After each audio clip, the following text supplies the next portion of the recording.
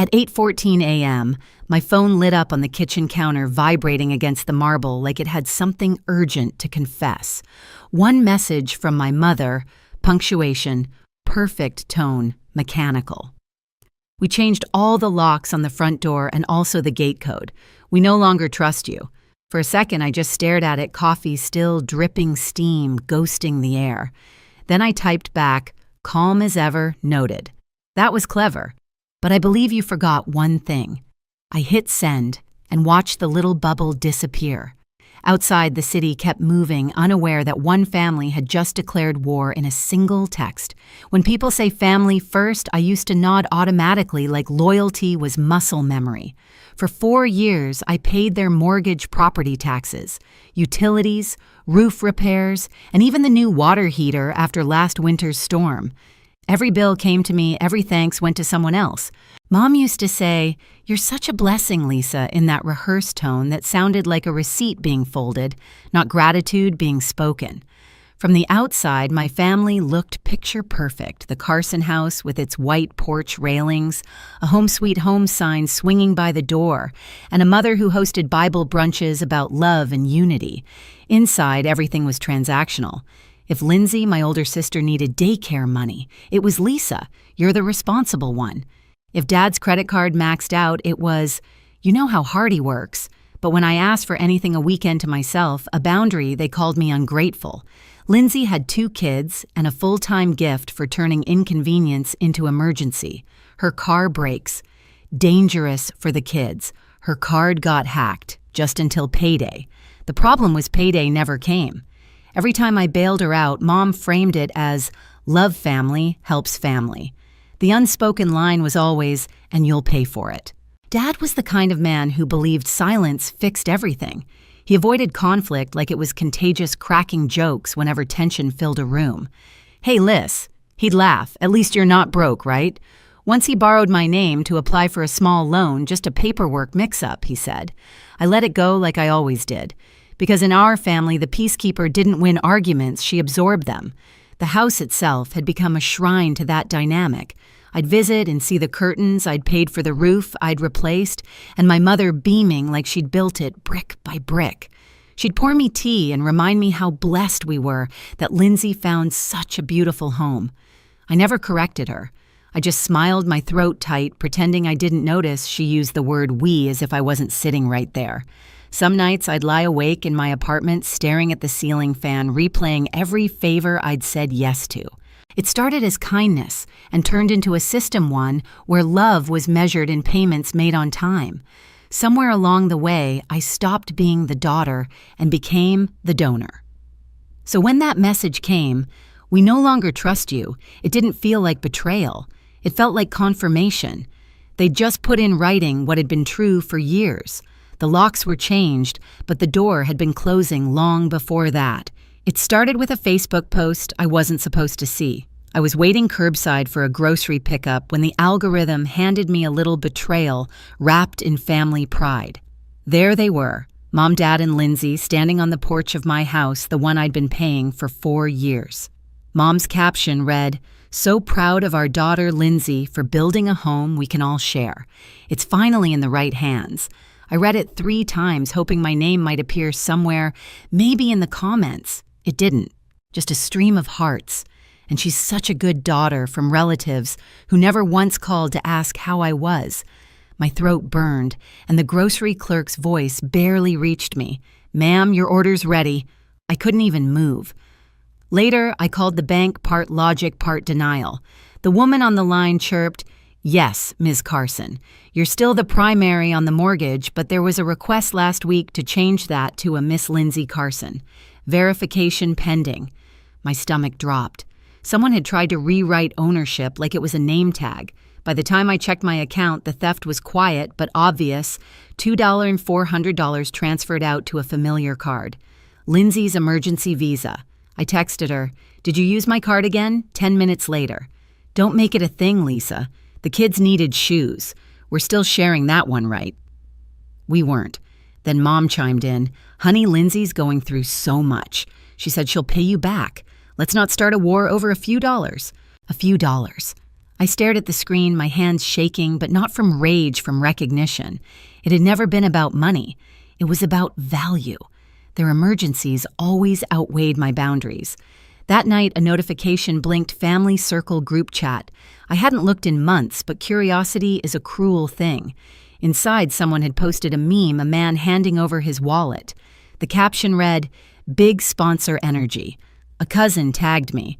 Another replied, "Can we get you to fund my loans next?" Even Dad joined in, "Only if you name your next cat after the bank." No one said it was cruel. No one defended me. I left the chat. They added me back with balloons. I left again and blocked everyone. It should have felt childish. Instead, it felt like air. A week later, I stopped by the house to mow the backyard, old habit. Halfway through, I heard laughter from the kitchen window. Lindsay's voice bright and easy. "Did you see her face when Aunt Karen asked about the deed? She looked like a guest." Mom laughed too, that low, satisfied tone. Once the paperwork clears, there's nothing she can say. She insisted on putting the mortgage in her name. Her problem now. Then Lindsay sharper. She's always been distant, a guest with a wallet. And Mom finished it. She's not family anymore. She's just a sponsor. The hose slipped from my hand. Water spilled over my shoes, but I didn't move. I didn't cry either. Something inside me turned still, like water freezing mid-pour. I didn't go inside that day. I turned off the mower, left it right there in the yard, and drove home with the windows down, letting the wind dry whatever was left of the sting. By the time I reached my apartment, I knew exactly what I had to do. The house wasn't mine anymore, not really. But the payments, the proof were. I sat at my kitchen table, the same place I'd read Mom's message a week earlier. The coffee stain from that morning was still faintly visible on the counter, like a watermark on a document.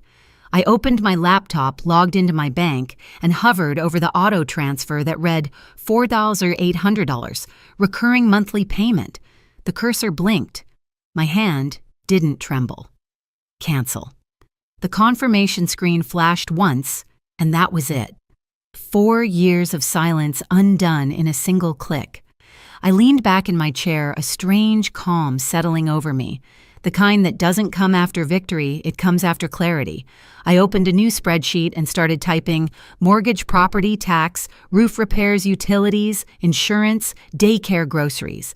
Each entry got a date, an amount, a short note. Line after line, 4 years of transactions came alive again. Like ghosts, I was finally calling by name. When I finished, the total glared up at me, 211 yuan, $723, 84 hours. My breath caught, not from regret, but from validation. I printed every page and slid them into a binder.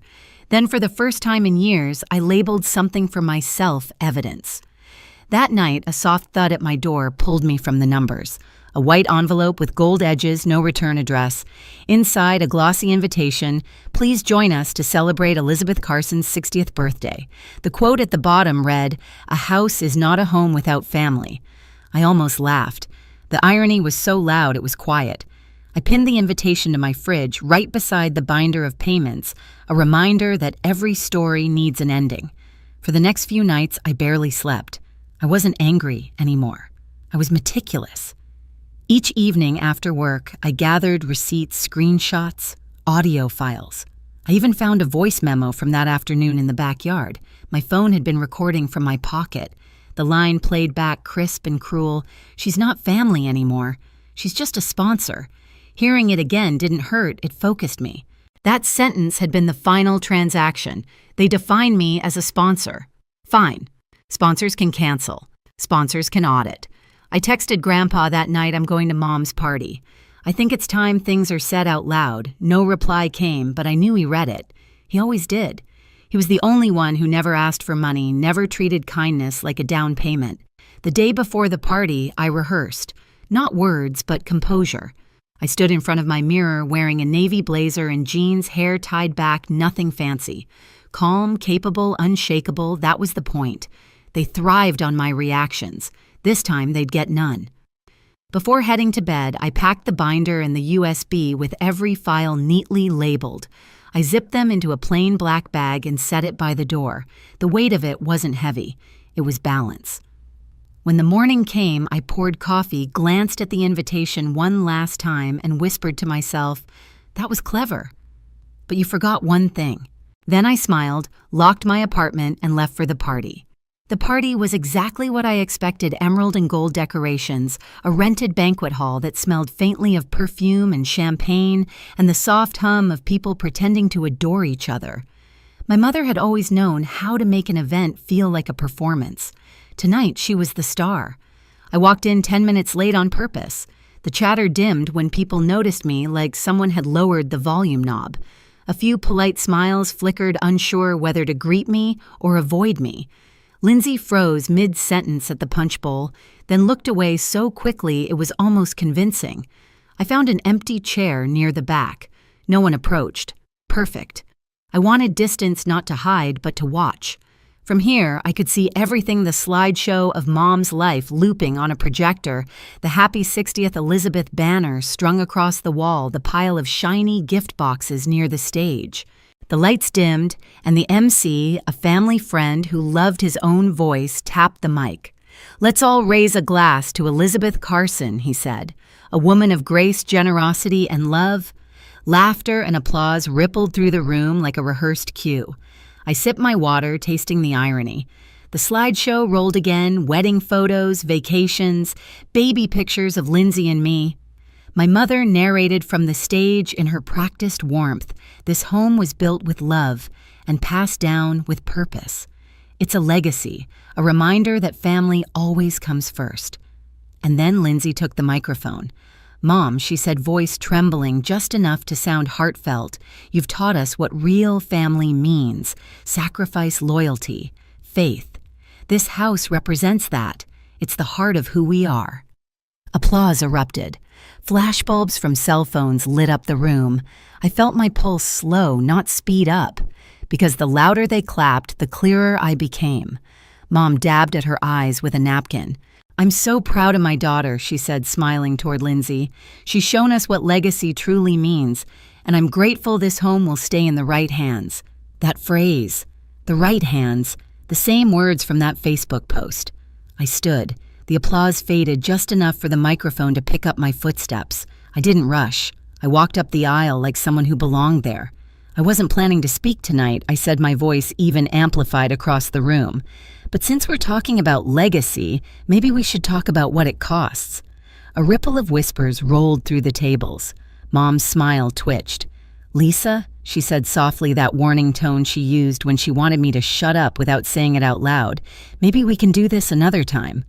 "I think now works," I said. I reached into my bag and held up the USB drive. "Could someone plug this in for me?" A cousin near the laptop hesitated, then complied.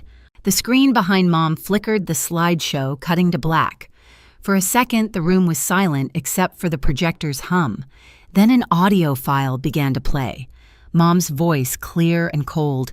"She's not family anymore. She's just a sponsor." The words hit the air like glass shattering. Gasps, murmurs, a clatter of a dropped fork. My mother went pale. Lindsay stiffened beside her lips, parting as if to deny it. I didn't look at either of them. I clicked to the next file. The projector lit up with a screenshot: the family circle group chat. The meme, the comments. Big sponsor energy. "Can you fund my loans next? Keep the donor happy." The laughter that had filled this hall for an hour was gone. Another click. The spreadsheet appeared: rows and rows of payments, every line dated and labeled. Mortgage, property tax, roof repair, daycare. Each total highlighted in red. At the bottom, the sum glowed on the screen: $211,723.84. "This," I said quietly, "is the price of your legacy." Every mortgage payment, every emergency, every bill I covered while you called me family, only when it was convenient. Mom finally found her voice. "It was a gift, Lisa. Families help each other." I met her eyes. "No, families thank each other. Gifts come with gratitude, not deceit." Dad rose from his chair, voice trembling with anger. "You don't come here and humiliate your mother in front of everyone." I turned toward him. "You mean the way you used my name for that bank loan without asking? Because I still have the paperwork. Should I show that too?" He froze. His mouth open, closed, then shut completely. Lindsay stepped forward, face flushed. "You're blowing this out of proportion." "We were just stealing," I finished for her, redefining ownership. Her jaw tightened. "You always think you're better than everyone?" "I don't think that," I interrupted. "I just think I finally see everyone clearly." The room had gone utterly still. Even the kids in the corner were silent. I could hear the faint buzz of the fluorescent lights. Then the doors at the back of the hall opened. The sound of a cane tapping echoed as my grandfather stepped in. Conversations broke into stunned whispers. He hadn't attended a family event in years. He made his way slowly toward the stage, stopping beside me. The lines on his face looked carved from resolve. He took the microphone from my hand and turned first to my mother. "You raised a thief," he said quietly. Then to my father, "and a coward." A collective breath caught in the room. Finally, he faced me. "Lisa, I read your message. You were right to stand up for yourself. Last week, I changed the trust. Lindsay's name is gone. The property, the accounts, they're yours now." The silence broke into gasps, then murmurs. My mother's face drained of color. Lindsay's mouth fell open, no words, just panic. Grandpa handed the mic back to me. "Legacy," he said, looking around the room, "isn't about inheritance. It's about behavior repeated." Then he walked out, cane tapping in rhythm, the sound of closure following him. I stood there a moment longer. My hands were steady. I looked at Mom, then Lindsay, then the crowd of relatives staring at me like they'd just watched a play where they didn't understand the ending. I walked to the gift table, placed my thick stack of invoices beside the wrapped presents, and said softly, "You changed the locks. I changed my future." Then I left. No cake, no toasts, no apologies, just the sound of chairs scraping and 100 eyes following me to the door. Outside, the night air hit like freedom. My phone buzzed in my bag, dozens of notifications, missed calls, messages lighting up the screen. I didn't look. I just kept walking, the USB still warm in my pocket. For the first time, I wasn't the daughter trying to earn love. I was the woman who stopped funding her own mistreatment. The banquet hall shimmered in gold and emerald, the colors my mother had always claimed looked regal. It reeked of roses and expensive perfume, the kind that made you feel underdressed no matter what you wore. I walked in 10 minutes late, not out of disrespect, out of strategy. Nothing unsettles control freaks more than unpredictability. Heads turned as I entered. Conversations faltered, laughter thinned. I saw it ripple across the room like a chill recognition discomfort gossip in real time. Lindsay froze near the dessert table, wearing the same self-satisfied smile she'd used my whole life. The one that said, "You're too late again." I found a seat near the back. I didn't greet anyone, didn't fake a smile. I simply watched. The slideshow began images of family vacations, Lindsay's wedding photos of the house I paid for. I waited to see if even one picture of me would appear. None did. When Mom took the mic, her voice filled the room, sugary and sure. "This home," she said, smiling toward Lindsay, "represents our family's strength and togetherness. It was built with love, and it will stay in the right hands." The right hands. The same words she'd used online. The same ones that had burned through me weeks ago. Applause filled the hall, clinking glasses and polite cheers. I felt my pulse slow, steady, deliberate. Rage had no use here. Precision did. Lindsay walked to the stage and hugged Mom, taking the mic with mock humility. "Mom has sacrificed so much for us," she began, "and I've just tried to carry her example to keep the family's heart beating." I could feel the audience leaning in, smiling, nodding.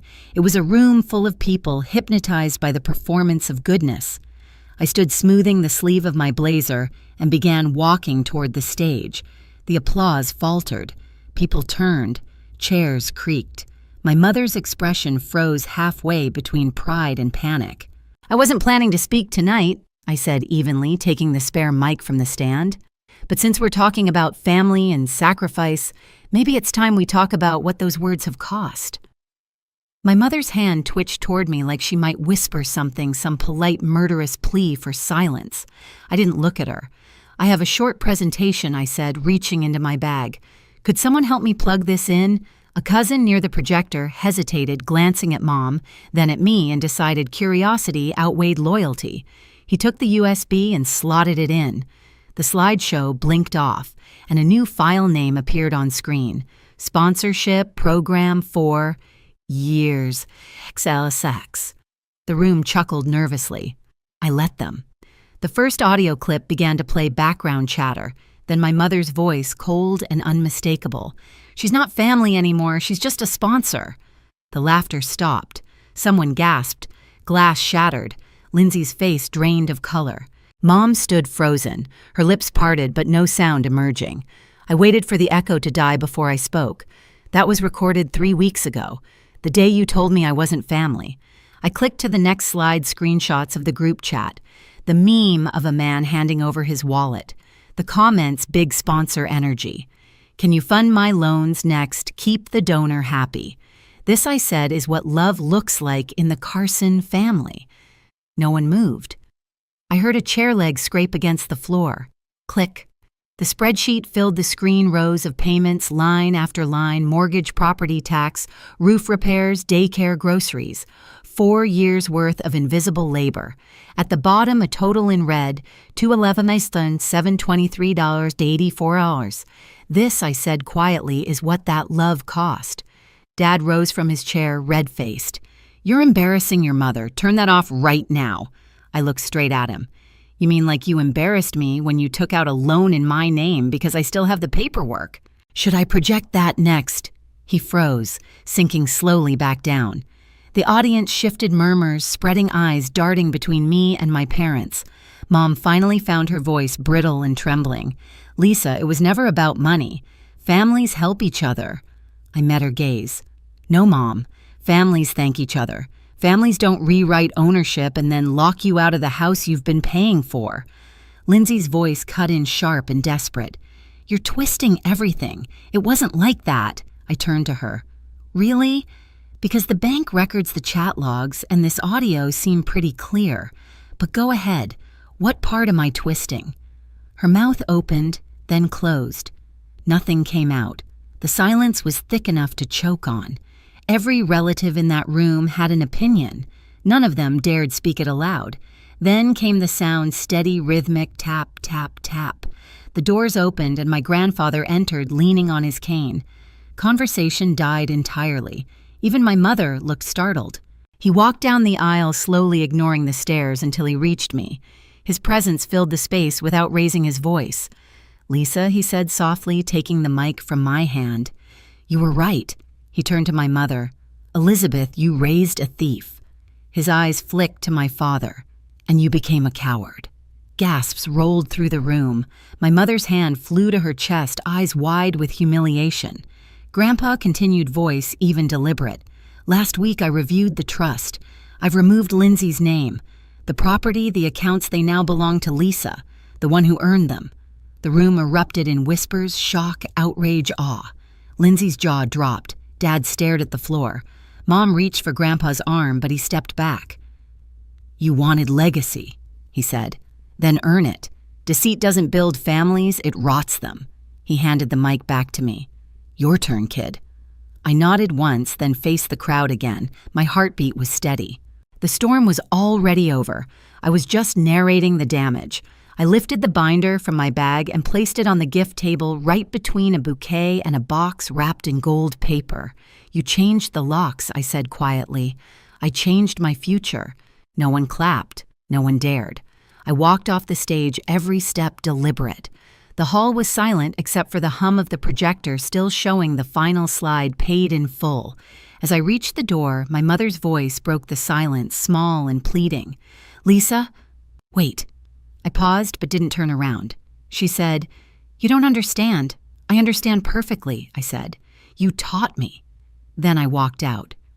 Outside, the cool night wrapped around me like mercy. I could still hear the muffled noise of the party behind me, voices, rising chairs, scraping someone crying. I kept walking until it all faded. My phone buzzed again and again, Mom, Dad, Lindsay, all lighting up the screen. I let it ring until it stopped. Then another vibration, a voicemail from Grandpa. I pressed play. His voice was calm. Proud of you, kid. You did what needed to be done. I smiled to myself, sliding the phone into my pocket. For the first time, silence didn't feel empty. It felt earned. I looked up at the sky, the streetlight casting long shadows on the pavement. My hands didn't shake, my breathing was steady, and for once, the night didn't feel cold, it felt clean. By morning, my inbox was a battlefield emails from a law office subject line in all caps, settlement proposal urgent. I skimmed the message. They wanted to resolve the misunderstanding amicably. Translation, hush money. I typed back one line, full repayment within 72 hours, or I go public. Then I closed my laptop and poured myself another coffee. They wired the full amount on the third day, 211 and $723.84. No apology, no explanation, just numbers, the language they'd always spoken best. I replied, transaction received. No further contact necessary. And that was it. After that, the noise stopped. No calls, no texts, no fake concern, just quiet. The kind that doesn't ache, it breathes. I cleaned my apartment, bought daisies from the market, rearranged the bookshelves. When my phone finally stayed still, I realized peace doesn't sound like angels singing. It sounds like nothing demanding your attention. A week later, I drove to Grandpa's house. He was on the porch with his tea sunlight caught in the wrinkles around his eyes. "They're furious," he said, smiling a little. "Good," I answered. "Maybe fury will make them think," he nodded. "Forgiveness requires accountability," he said. "They haven't earned it." I stayed until sunset. Neither of us spoke much. We didn't need to. When I got home, I stood on my balcony watching the city shift from gold to blue. My phone buzzed once more, an unknown number, a single image, the old house overgrown and empty. On the back, in Mom's handwriting, "We miss you. Please come home." I folded it carefully and slid it into my drawer. Home isn't where you're locked out. It's where you can finally breathe. They changed the locks. I changed my life. I used to think peace would come with forgiveness, but now I know it comes with distance. I don't wait for their calls. I don't check my inbox hoping for remorse. I stopped mistaking access for love. Some people think cutting ties is cruel. Truth is it's the kindest thing I've ever done for myself. When I wake up now, there's no background tension humming under the day, just sunlight, coffee, and quiet. That's freedom. Not dramatic, not loud, just mine. If you've ever been the one holding a family together while they tear you apart, remember this: silence isn't weakness. Sometimes it's the first step toward peace. They changed the locks. I changed my life. If this story hit home, share us, leave a comment, and hit subscribe for more stories like this.